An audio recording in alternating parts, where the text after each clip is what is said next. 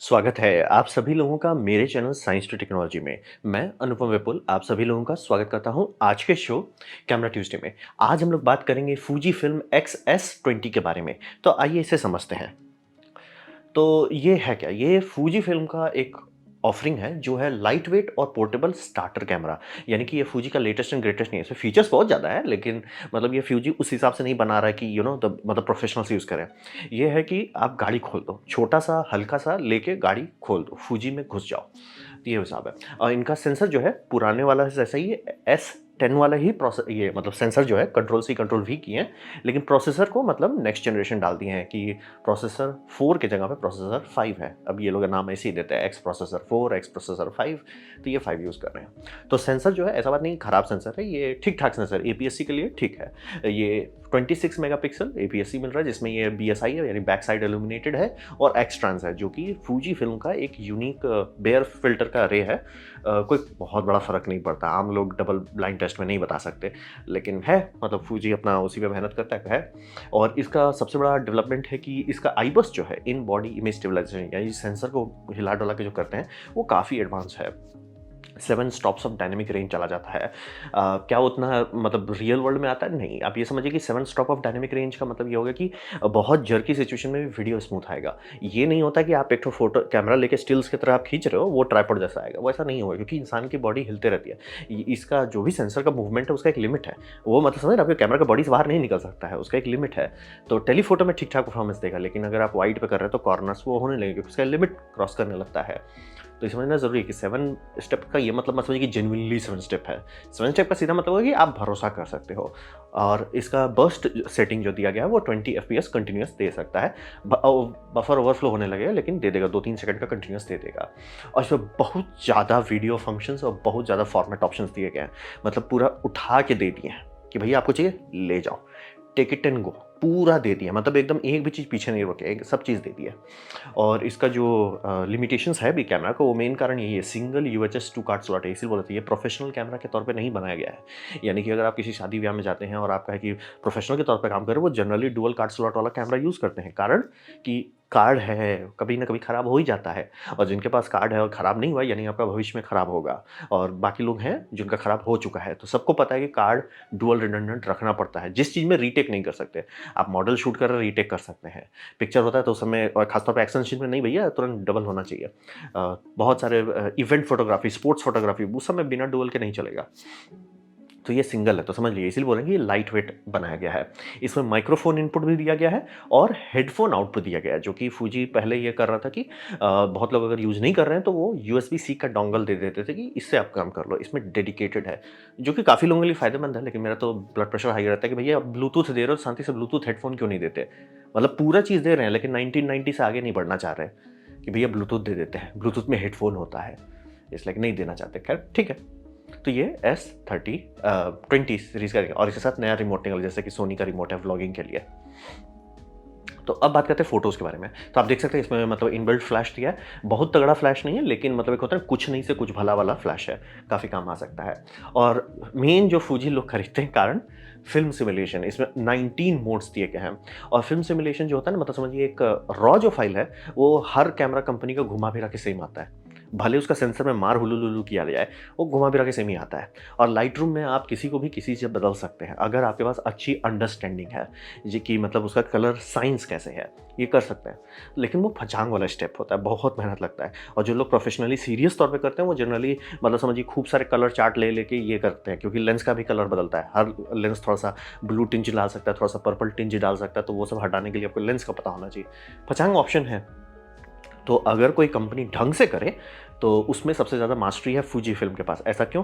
Fuji actually मेहनत से करता है, इन्हें कि बस थोड़ा सा विविडनेस बढ़ा दिया, सैचुरेशन नहीं सर, कलर कैसे रिस्पॉन्ड। तो वो लोग क्यों कर पा रहे हैं? क्योंकि वो फिल्म बनाते थे पहले, तो उनके पास एक्चुअल अंडरस्टैंडिंग है, तो वो डिजिटल से उसको ठीक से कर पाते हैं। तो इससे जो जेपेक्स निकलते हैं और आप फिल्म सिमुलेशन आपको पसंद है, काम खत्म, shut up and take my money, हो गया सर, हो गया सर। मैंने बोला फिल्म सिमुलेशन खत्म सर, हो गया काम खत्म, ये कैमरा बिक गया, खत्म।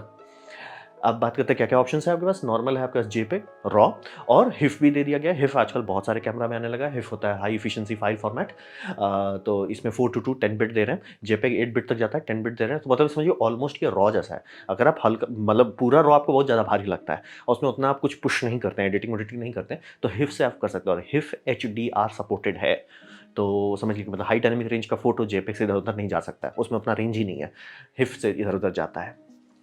फिर हो गया इलेक्ट्रॉनिक शटर। अगर आप उसका क्रॉप कर देते हैं थोड़ा सा, 30 एफपीएस तक आपको कंटिन्यूअस दे सकता है। और उसमें आपके पास ऑप्शन है कि लॉसलेस कंप्रेस्ड रॉ इस्तेमाल कर सकते हैं। फाइल साइज छोटा होगा, लेकिन प्रोसेसर को थोड़ा लोड लगेगा। 62 तक वो बफर भरने तक चल सकता है 30 पे। तो यानी समझिए 2 सेकंड का आपको बर्स्ट मिल जाएगा। अगर आप इसे ये कर देते हैं ये लॉसी कंप्रेशन करते हैं और मिलेगा। और अगर ये करते हैं मतलब एकदम रॉ अनकंप्रेस्ड रॉ रखते हैं तो और कम हो जाएगा, 30 तक हो जाता है। और इसका स्टिल्स का बफर अगर जेपेग में आप चला रहे हो तो अराउंड 407 है। मतलब आपको टेंशन नहीं है स्टिल्स में, आपको उतना टेंशन लेने की ज़रूरत नहीं है। इसे बोले देख लीजिए कैमरा काफ़ी हल्का है, निम्बल है। मतलब इसे नहीं बनाया जा रहा है दादाजी लेकर चल रहे हैं। ये है कि बस आप ले लिए, कहीं टूर पे गए बस ले लिए, उठा लिए, ज़्यादा दिमाग लगाना नहीं है। और दरवाजा भी इन्होंने एक दिया है। इसी दरवाजा के नीचे एसडी कार्ड है और इसी दरवाजा में बैटरी लगता है। और बैटरी ये इन्होंने एक स्मार्ट काम किया है। जो एक्स एस सीरीज़ के कैमराज है उसमें बहुत छोटे बैटरी थे। और बैटरी अगर छोटा है तो बाकी चीज़ का कोई मतलब नहीं है। बैटरी खत्म, काम खत्म। तो इसीलिए इस बार बैटरी बढ़ा कर दी है। जो बैटरी इनके हाई एंड सीरीज़ में लगता है, ये एक्चुअली स्मार्ट चीज़ की है। एक्चुअली क्लेवर स्मार्ट चीज़ है कि बड़ा बैटरी दिया। और इससे फ़ायदा हो रहा है कि ग्रिप इनका बहुत मोटा है, बम है। यानी कि अगर ये कैमरा लेते हैं और इस पर बड़ा लेंस लगा देते हैं तो भी आप इसे अच्छे से पकड़ के यूज़ कर पाएंगे। और दरवाजे का पैसा बचाने के लिए इसमें शांति से नीचे एक ही दरवाजे के नीचे आपका बैटरी और एसडी कार्ड दोनों दे दिया है। अगर आप मैकेनिकल शटर लेते हैं तो 1/4000th ऑफ ए सेकंड तक जा सकते हैं। अगर आप शटर स्पीड पे जाते हैं यानी कि इलेक्ट्रॉनिक शटर कर देते हैं तो आप 132,000th ऑफ ए सेकंड जा सकते हैं। बोले 132,000th ऑफ ए सेकंड किसको ज़रूरत है? बात है कि इंडिया में ज़रूरत है। अगर आप हाई एपर्चर वाला लेंस लेते हैं, खासतौर पे f1.8 सब जो चला जाता है, ये APS-C है तो भी उतना नहीं जाता। लेकिन मान लीजिए आप हैं और ब्राइट डे लाइट में आपको शूट कर रहे हैं, आपका लिटरली आराम से ऐसा हो सकता है कि ओवर एक्सपोज हैं। तभी तो लोग एनडी फिल्टर लगाते हैं। तो एनडी फिल्टर की जगह आप शटर स्पीड ही बढ़ा दो। इलेक्ट्रॉनिक में जाना पड़ेगा लेकिन आप बढ़ा सकते हो, इतना बढ़ा सकते हो कि आईएसओ आप बहुत कम रखने के बाद भी जब अगर ओवर एक्सपोज है तो उसको आप एकदम नीचे उतार दो 32,000th ऑफ ए सेकंड पे। और प्लस मोशन ब्लर भी खत्म हो जाएगा। तो ये ऑप्शंस हैं फोटो में। अब बात करते हैं वीडियो में। तो वीडियो में यहाँ थोड़ा ये लोग थोड़ा बह गए। ये एकदम कैनन का उल्टा डायरेक्शन पे चल गया। कैनन का हो गया कि कैनन पहले बहुत अच्छा देता था। मतलब कि वो क्या दे सकते थे, उसमें कितना कस्टमर को दे रहे थे वो बोल रहा हूँ। टेक्नोलॉजी उनकी आज की बेटर है, इसमें कोई डिस्कशन है। लेकिन समझिए कि पहले था कि उनके पास 100 का हॉर्स पावर था तो वो 100 कस्टमर को देते थे। आज का कैनन है कि उनके पास 500 है लेकिन वो सिर्फ 300 दे रहे हैं, 200 को लॉक कर दे रहे हैं कि नहीं नहीं हम नहीं देंगे सर। तो वो समझिए मतलब होता है ना, मिल बांट के नहीं खा रहे हैं। उनका कि नहीं नहीं हम नहीं, हम आप भूखे मरो, हम अकेले ले लेंगे सब चीज़। यहाँ पे इनका सारा ऑप्शन दे रहा है। सबसे बढ़िया इंटरेस्ट ऑल इंट्रा और लॉन्ग जीओपी दे रहे हैं। जो मैं बार बताता हूँ कि जब भी कोई वीडियो फाइल बनाया जाता है, फाइल पागल जैसा बड़ा होगा और उसे रॉ में सेव किया जाए पागल जैसा, यानी कि टेराबाइट्स खाने लगेगा। तो इसका एक ही सोल्यूशन होता है कि कंप्रेस करो। कंप्रेस करने का 2 मेन तरीका होता है। पहला होता है कि आप फ्रेम लो और उसके बीच वाला फ्रेम हटा दो। जैसे कि 30 फ्रेम पर सेकंड है ना, तो 2 फ्रेम, एक फ्रेम लो, बीच वाला फ्रेम लो, एक ठो आगे लो। ये दोनों से मैथमेटिकली प्रिडिक्ट करो कि क्या क्या चीज़ चेंज हो रहा है। अब बीच वाला फ्रेम को यीट कर दो, गायब कर दो और उसे बस एक मैथमेटिकल डेटा में कन्वर्ट कर। इसे हम लोग कहते हैं GOP format, group of picture format समझ लीजिए। ये होता है कि आपका कई सारे फ्रेम्स निकलते हैं। रील समझिए जो आपका नेगेटिव की रील्स होती है, उसमें हर 5वें को रखा जा रहा है और बीच वाले को उड़ा दिया जा रहा है। बीच वाला बस एक मैथमेटिकल एल्गोरिथम है। ऐसा क्यों करते हैं? फाइल साइज बहुत छोटा हो जाता है। साइड इफेक्ट, इससे एडिटिंग करने में वाट लग जाती है। क्यों? क्योंकि जब भी आप प्ले हेड चला रहे हैं अपना प्रीमियर में या किसी भी एनएलई में, वो बेचारा अटक जाता है कि भैया मतलब कि जहाँ पे उसका प्ले हेड बीच में आया तो उसको प्रिडिक्ट करना पड़ रहा है, उसको आगे का फ्रेम उठाना पड़ रहा है, पीछे का फ्रेम उठाना पड़ रहा है और फिर जहाँ प्ले हेड लगे हैं वो फ्रेम को रेंडर करना पड़ रहा है। इसीलिए कभी भी जीओपी पे ये नहीं किया जाता है। वीडियो एडिटिंग उस पर नहीं की जाती। वीडियो एडिटिंग हमेशा ऑल इंट्रा पे रहता है। इसमें कंप्रेशन ऐसे किया जाता है कि फ्रेम उठाते हैं, उसको छोटा करते हैं, उसको रख देते हैं। फ्रेम उठा के छोटा करके रख दिया। सारे फ्रेम है, फ्रेम फेंका नहीं जा रहा। साइड इफेक्ट, फाइल साइज बड़ा होता है। बेनिफिट, एडिटिंग बहुत बढ़िया से होता है। और बहुत सारा जो प्रिडिक्टिव एल्गोरिथम का लिमिट है, क्योंकि आप प्रिडिक्ट कर रहे हो, आप फ्रेम हटा दिए और प्रिडिक्ट कर रहे हो। वो पानी उन्हीं चीज़ में को तुरंत दिख जाएगा भैया ये लॉन्ग जीओपी है। ऑल इंट्रा, जब भी कोई मोशन है जैसे पानी है या कुत्ता का फर उड़ है, तुरंत पता चल जाएगा कि ये ऑल इंट्रा है या ये है। तो जैसे मेरा ये कैनन 800D है, इसमें ऑल इंट्रा है। कैनन सब कैमरा में देता था, आजकल वाले में वो हटाना शुरू कर दिया। फूजी बोल रहा है भैया टेक इट एंड गो, आपको सारे मोड में सारा फंक्शन में ऑल इंट्रा और लॉन्ग जीओपी अवेलेबल है। प्लस ये H.264 और H.265 दोनों दे रहे हैं। वो कोडेक्स है कि किस तरीके से क्रंच कर रहे हैं, वो H.264 और H.265 है। हायर रेजोल्यूशन पे आपको H.265 पे जाना पड़ेगा। इसका साइड इफेक्ट आपका कंप्यूटर के पास होना चाहिए H.264 को डिकोड करने का एल्गोरिदम, नहीं तो बेचारा वो रो देगा अगर उस पर वीडियो एडिटिंग की है तो। अब बात करते हैं इसका सबसे बड़ा जिसके तरफ त्राहिमाम त्राहिमाम हो रहा है कि ये 6.2K यानी कि ओपन गेट दे रहे हैं। ओपन गेट का ये मतलब है कि सेंसर जितना बड़ा है उतना दे दो। आप जनरली जो भी वीडियो रिकॉर्ड करते हैं वो 16:9 होता है, जैसे मेरा ये टीवी हो गया 16:9, ये रेशियो की बात कर रहा हूँ। ओपन गेट का मतलब हो गया कि 3/2 करते हैं। 3/2 क्यों? क्योंकि जो सिलिकॉन है वो 3/2 का है, तो ये पूरा अगर कैप्चर करने लगते हैं तो उसी को हम लोग ओपन गेट कहते हैं। तो रेजोल्यूशन आप देख रहे हैं कि बढ़ रहा है, 30 FPS का लिमिट पड़ जाता है, लेकिन 422 10 बिट आपको दे रहे हैं। और ये सारा इंटरनल हो रहा है, H.265 में हो रहा है, 360 Mbps का वो चल रहा है, स्मॉल बी है। आपका जो मेमोरी कार्ड में आप पढ़ते हैं वो कैपिटल बी रहता है। तो ये इसका काफ़ी बड़ी बात है कि ये फंक्शन करता है। और आप चाहें तो इससे HDMI से बाहर निकल सकते। अनफॉर्चुनेटली HDMI माइक्रो HDMI है जो 100% यूजलेस है, क्योंकि आप यूज़ करने के टाइम तोड़ ही देंगे। और इसमें 4K मतलब इससे नीचे भी सारा फंक्शन है। और ये बोल रहे हैं दिल खोल के इन्होंने दिया है, सब चीज़ करो, किसी में कोई लिमिट नहीं है जब तक ओवरहीट नहीं होता।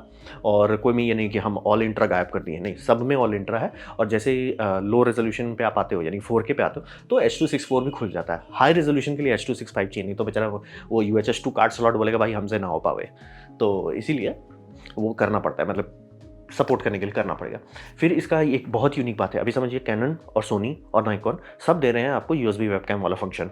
ये पहला मैं देख रहा हूँ, मैं गलत भी हो सकता हूँ, लेकिन मैंने अच्छा से चेक किया है। ये इकलौता है जो 4K 60 डायरेक्ट दे रहा है, यानी कि आप USB लगाइए और 4K 60 आपको डायरेक्ट मिल जाएगा। अब बोलेंगे स्ट्रीमिंग में उतनी ज़रूरत नहीं है, ज़रूरत की बात नहीं है। आप स्ट्रीमिंग करने से पहले एक लेयर होता है जिसे हम लोग मतलब प्रोसेसिंग लेयर कहते हैं, पोस्ट प्रोसेसिंग। अगर आप मतलब ग्रीन स्क्रीन कर रहे हैं और ग्रीन स्क्रीन 4K 60 FPS पे किया जा रहा है, वो ज़्यादा बेटर काम कर पाएगा ग्रीन स्क्रीन। उसके बाद भले उसको आप डाउन स्केल करके भेज दो ट्विच को आप अराउंड 720p पे, वो अलग बात होता है। लेकिन अगर कैमरा का कैपेसिटी है तो लिमिट करना यूजलेस बात है। जैसे कि सोनी के बहुत सारे कैमरा अच्छे हैं, लेकिन वो सब मतलब ये फुल HD 30 से आगे नहीं जाते। तो ये मतलब एक इन्होंने अच्छा अप्रोच लिया है। अच्छा चांसेस है कि इन्होंने जिससे USB कन्वर्टर चिप बनवाया होगा वो बोला होगा सर हमारा नेक्स्ट जनरेशन आ गया, वो 4K कर सकता है, तो इन्होंने बोला ठीक है डाल दो 4K। क्योंकि इन्हीं के मतलब हाई एंड कैमरा में भी ये ऑप्शन नहीं है, ये मतलब शायद पहला है, तो वही समझिए। और ये कैमरा छोटा है, मतलब फिजिकली ये देख रहे हैं, मतलब वेब कैमरा छोटा कैमरा है। साइड इफेक्ट ये भुंज जाता है, ओवरहीट बहुत होता है। तो उसका क्या सोल्यूशन है, इसमें आपको पीछे पंखा लगाना पड़ेगा। ये इन्होंने मतलब बाकी सारे कैमरा के हिसाब से बना दिया है, मतलब फूजी का बाकी लाइनअप में है। यानी कि फ़ैन का मॉडल नंबर है फ़ैन 001, तो ये 2 स्क्रू से नीचे जाके लॉक हो जाता है और उसमें इलेक्ट्रिकल कनेक्शन है। तो मतलब आपको वायरिंग नहीं करनी है, वो पहले से है, कोई टेंशन नहीं लेना, लगा दीजिए, तब ये लंबा बहुत रिकॉर्डिंग कर सकता है। ये बात मैं समझा देना चाह रहा हूँ, इंडिया में फूजी बहुत ओवरहीट होता है। क्यों? क्योंकि इंडिया का एम्बिएंट हाई होता है, मतलब आप और हम ध्यान भी नहीं देंगे 30 डिग्री सेल्सियस पे। मतलब यूरोपियन सब तो रो देंगे 30 डिग्री सेल्सियस पे, हमारे यहाँ 50 डिग्री सेल्सियस जाता है। वहाँ पे आप इसको कैमरा को निकाल के आगे कैमरा बोलेगा हाँ बेटा हम ही मिले हैं, बंद हो जाएगा। और 6.2K रिकॉर्डिंग की है तो बोलेगा भाई नहीं होगा, इसीलिए फ़ैन चाहिए। और ये बेस्ट ऑप्शन है, मतलब कि इससे ज़्यादा आप दे क्या सकते हो। मतलब इन्होंने एटलीस्ट ये नहीं किया ना कि लिमिट लगा दिया 30 मिनट का जो मेरा ब्लड प्रेशर हाई करता है, वो नहीं किया, लिमिट नहीं दिया कि आप ठंडा कर सकते हो आप करो। और आप मान लो एयर कंडीशन रूम में हो जहाँ पे काफ़ी टेम्परेचर कम है तो चलता रहेगा, लेकिन ओवरहीट होगा, ये बात समझना ज़रूरी है, क्योंकि बॉडी बहुत छोटा है। और ये थोड़ा ऑड बात है कि ये लोग इसमें मैग्नीशियम एलॉय बॉडी दे रहे हैं, और जो मैंने बात किया था नाइकॉन का Z8 में, उसमें मेटल बॉडी नहीं है। ऐसा क्यों है मुझे नहीं समझ में आया।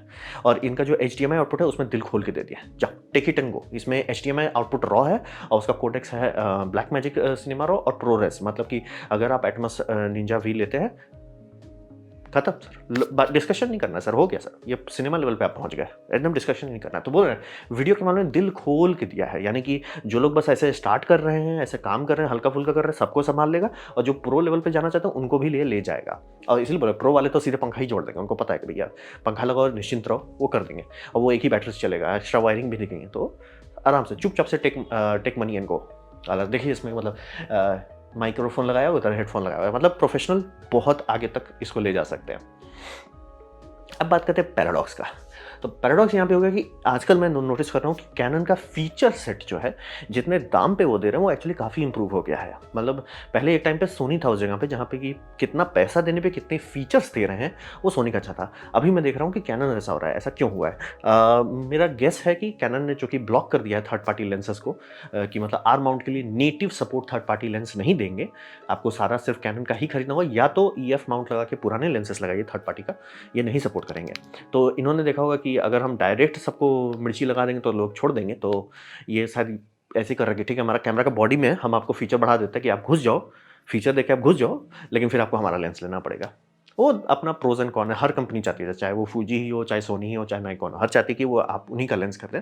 लेकिन चूंकि सोनी बहुत लेट से एंट्री घुसा था कैमरा में, तो उन्होंने ओपन दे दिया था ई माउंट को कि भैया बाकी सब लोग बना सकते हैं, सिर्फ इमेज स्टेबलाइजेशन नहीं कर सकते, ऑटो फोकस आराम से कर सकते हैं। तो अभी के टाइम में कैनन बहुत अच्छा ऑफरिंग दे रहा है, और कैनन का जो मैं कंपेयर कर रहा हूँ वो R8 से कंपेयर कर रहा हूँ। R8 में ये मॉडल यानी कि EOS R8 RF24 to 50mm f 4.5 to 6.3 IS वाला ये किट है 1,60,000 का। अब बोलेंगे इसका दाम तो 1,60,000 नहीं है, इसका इंडिया में दाम अभी आया नहीं है, और चांसेस है कि जब इंडिया में आएगा ये ऑलमोस्ट उसी दाम को छूने लगेगा। जैसे मान लीजिए ये 1,40,000 हो जाता है विथ लेंस, तो यही ज़्यादा प्रैक्टिकल हो जाता है, क्योंकि ये फुल फ्रेम है, प्लस कैनन का लेंस का इकोसिस्टम बड़ा है, दूसरा इंडिया में ज़्यादा अवेलेबिलिटी और सब चीज़ है, और इसका परफॉर्मेंस जनरली अच्छा है। ये बात सही है कि आपको 6K नहीं दे रहा है, आपको रॉ आउटपुट नहीं दे रहा है, बहुत सारा एडवांस फंक्शंस नहीं है, लेकिन काफ़ी अच्छा। और मैं ज़्यादा लोगों को आंख मूंद करके बोल सकता हूँ भैया तुम कैनन लो, कैनन में खुश रहोगे, वर्सेस ही है, क्योंकि ये खराब कैमरा नहीं है, एकदम क्लियर कर खराब कैमरा। ये देखिए, ये इन्होंने जो ढक्कन दिया है, ये ढक्कन है, वो आप ढक्कन हटाइए और उस पर फैन लगाइए, फैन के लिए यहाँ 2 स्क्रू दिया हुआ है, और इन्होंने थम स्टिक्स भी दिया था, यानी कि ऑटो फोकस पॉइंट को आप अच्छी स्पीड से कर सकते हैं। लेकिन मतलब होता है कि इको सिस्टम अगर आप देखूँ तो कैनन का ज़्यादा बेटर। और आप फुल फ्रेम,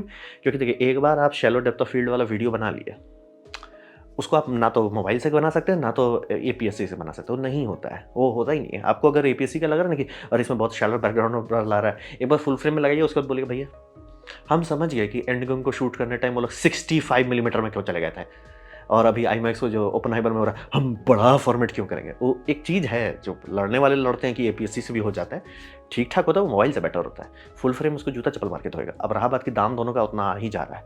लेंसेज के आपको काफ़ी ऑप्शंस मिल जा रहे हैं कैनन में, और फूजी के भी काफ़ी ऑप्शन मिल रहे हैं, तो आपको दोनों को ढंग से चूज़ करना होगा, दोनों के बीच में क्या चाहिए। तो आपको अपनी समझ होनी चाहिए। अगर इसका 6K का, क्योंकि कुछ लोगों को है कि भैया 6K का ये फ़ायदा है, हम 16:9 में भी वीडियो निकाल सकते हैं और 9:16 भी निकाल सकते हैं, यानी कि मैं एक ही वीडियो शूट करूं और उसे पोस्ट प्रोसेसिंग में मैं रेंडर कर दूं कि भैया ये टिकटॉक पे डालूंगा, इंस्टाग्राम पे डालूंगा, यूट्यूब शॉर्ट्स में डालूंगा, या यूट्यूब का मेन वीडियो पे डालूंगा। ये लोग कर पाते हैं। अगर आप ऐसा करते हैं तो आपके लिए ये फ़ायदेमंद होगा। तो मतलब समझिए, आपको पता होना चाहिए कि आपको एग्जैक्टली क्या चाहिए। ब्लैक एंड व्हाइट विनर और लूज़र नहीं है। आम लोगों के लिए मैं ज़रूर कहूँगा कि वो इस पे ज़्यादा कूदें, क्योंकि जितना पैसा लग रहा है और कैनन का जो एक भरोसा है, नाम का जो समझ है, वो ज़्यादा इन लोगों को सूट करेगा। और जिनको है कि नहीं मेरे को बम बम वीडियो फंक्शन चाहिए, उनको फूजी बहुत बढ़िया शूट करेगा। लेकिन हाँ, कैनन का सबसे बड़ा सेलिंग पॉइंट होता है उसका ऑटो फोकस। क्या इसका खराब है? नहीं। क्या इसका भरोसेमंद है? हाँ। क्या इसका उससे ज़्यादा बेटर है? हाँ। वो वाला बात हो जाता है। तो इसीलिए समझिए, आपको पता होना चाहिए एग्जैक्टली क्या चाहिए, और आप फ्यूचर में कितना बड़ा है, क्योंकि ये सुनने में बहुत अच्छा लगता है 6K ले लिया, भाई फाइल साइज बहुत बड़ा होगा। दूसरी बात, क्या आपका कंप्यूटर है जो H.265 को हैंडल कर सकता है डायरेक्टली? बहुत लोगों का कंप्यूटर नहीं कर सकता, तो ये समझना ज़रूरी है। आपके पास हॉर्स पावर होना चाहिए। कहता है ना, खरीदने के लिए खरीद लो, बाद में अरे भैया हमने 8K का कैमरा खरीद लेकिन 4K में कर रहे हो, क्योंकि भाई फाइल साइज बहुत बड़ा है, तो समझ लीजिएगा। सोच समझ के कूदिए तो ही अच्छा रहेगा। तो आपको पता होना चाहिए कि आपका फ्यूचर स्कोप क्या है, आप करना क्या चाहते हो, कितना पुश करना चाहते हो। और दूसरा, लेंस इकोसिस्टम आपको अपने हिसाब से चुना कि मैं ये वाइड एंगल लेंस चाहता हूँ, क्या ये फूजी में है या कैनन में है, किस में सस्ता है, किस में ज़्यादा बेटर क्वालिटी का है, तो वो सब देख के ही चूज़ कीजिए। लेकिन ये 2 ऑप्शन होना अच्छी बात है। मार्केट में जितने ज़्यादा ऑप्शन रहेंगे उतना अच्छा चांसेस है कि लोगों का दाम जो है ठीक ठाक रहेगा। तो ये था मेरा प्रेजेंटेशन फूजी फिल्म का XS20 के बारे में। उम्मीद करता हूँ आपको अच्छा लगा, कुछ सीखने मिला, कुछ समझ में हो। अगर ऐसा है, लाइक कर दे, दोस्तों शेयर कर दे, उससे मेरा काफ़ी भला होगा। नहीं अच्छा लगा, नहीं पसंद आया, कोई बात नहीं, आप डिसलाइक दबा सकते हैं। मैं कहूँगा डिसलाइक 2 बार दबाएं, उससे मुझे पता चलेगा कितना ना पसंद हुआ है। मैं आपसे कहूँगा कमेंट लिखें, मैं हर कमेंट को पढ़ने की कोशिश करता हूँ। आपसे कहूँगा सब्सक्राइब कीजिए, बेल दबाइए अगर आप फ्री हैं तो। आप मेरा वीडियो देखा, जान के मुझे बहुत खुशी हुई। धन्यवाद।